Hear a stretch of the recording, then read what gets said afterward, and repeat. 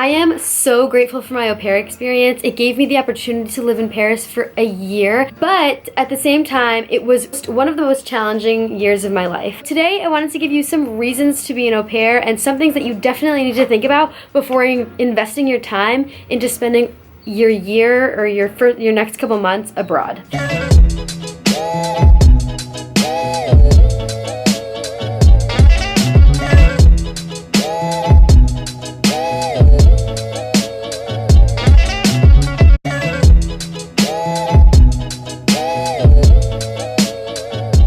Number one. So this might sound obvious, but it really is not. You need to like kids.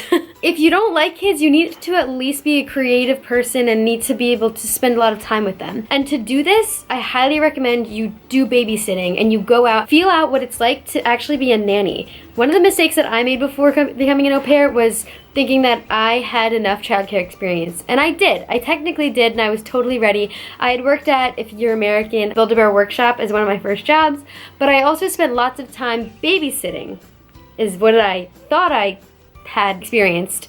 But actually, I babysat my cousins who are my family, who I don't exert any energy around, and who are just the nicest, most wonderful kids. At least that's what I think, because they're my family. When I got to become an au pair, I kind of realized that taking care of someone else's kids is nothing like taking care of your own family members. You have to figure out discipline, what your personal boundaries are, how you're going to communicate that, what your rules are. We always recommend 5 rules in the APOP community about what your 5 rules are, what your 5 guidelines are, and what your punishments for these 5 rules are. Talking that out with your host parents so that they're on the same page as you.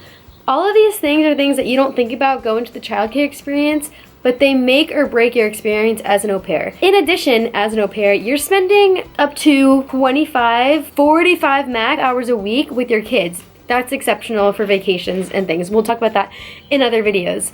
But that means you're spending tons of time with kids. So if you don't like kids, you really have to think about maybe spending time abroad in another way. Maybe being an au pair isn't for you. And I'm telling you this because it's something that I wish was told to me when I made the decision to become an au pair. Reason number 2. As an au pair, as much as you just spend a lot of time with your kids, you should also think about what you're going to be doing in your free time. For me, I took my au pair year as a gap year from school. So in my free time, I was journaling a lot, which is so fun to look back on. And I was just thinking about things that I wanted to do in the future. It was really a time of reflection. And I think that's just something that lots of au pairs go through. But other au pairs have personal projects that they do in their free time, because you do have a lot of free time. For example, I know people who are photographers on the side and try to get their portfolios up and running during their au pair year. I personally invested in lots of marketing and finance and self-development books because it was my time for reflection. You have other au pairs that are working on personal projects, whether that's writing a book or something like that.